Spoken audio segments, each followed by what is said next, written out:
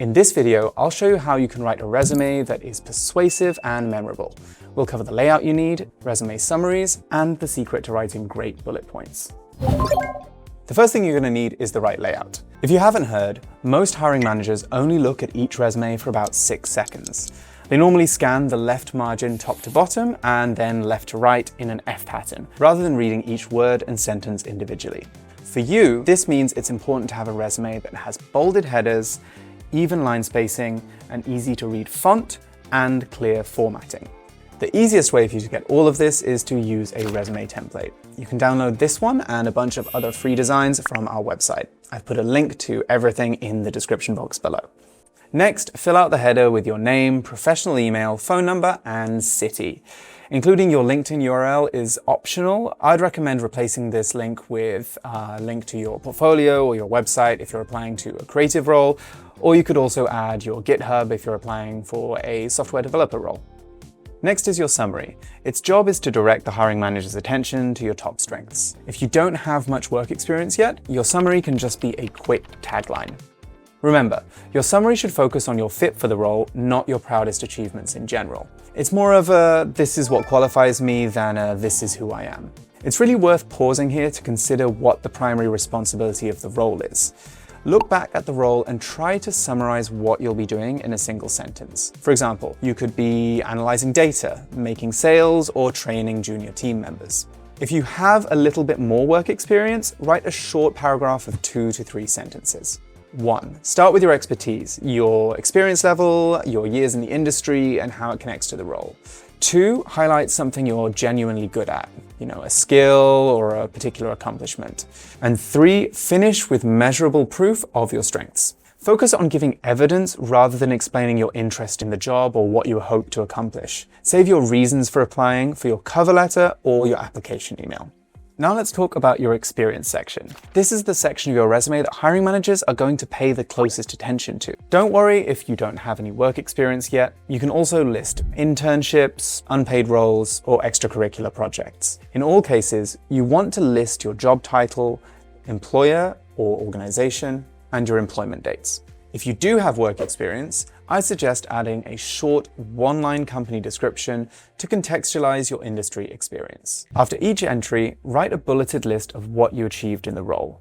Your achievements should give hiring managers a sense of the scope of your responsibilities and the impact you had in the role. Here are a few questions to ask yourself to think up solid resume bullet points. Did you manage or support other people? Did you train or mentor anyone? Where did you succeed and how was that success measured?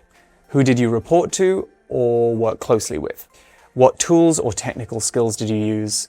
What products, services, or markets did you work with?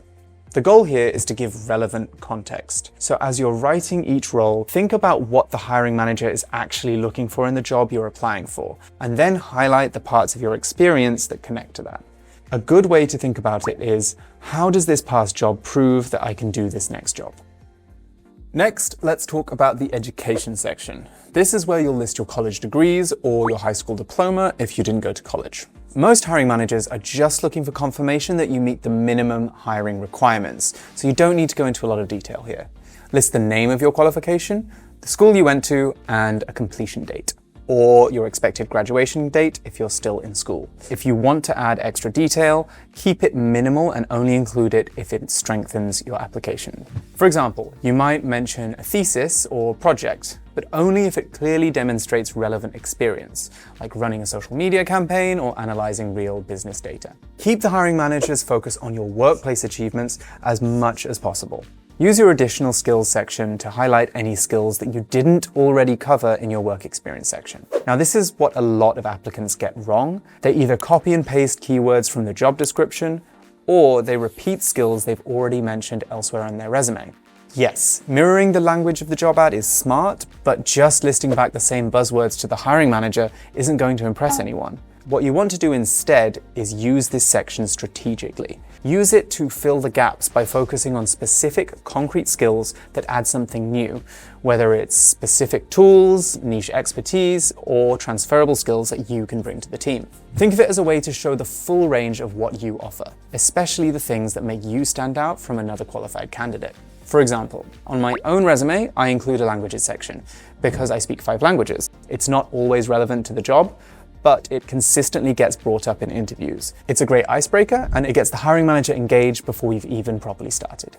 Once you finish writing your resume, take a few minutes to do a proper final check. You want to make sure that your document is polished, consistent, and formatted in a way that will pass an ATS scan. Here's a quick checklist I recommend going through before you apply.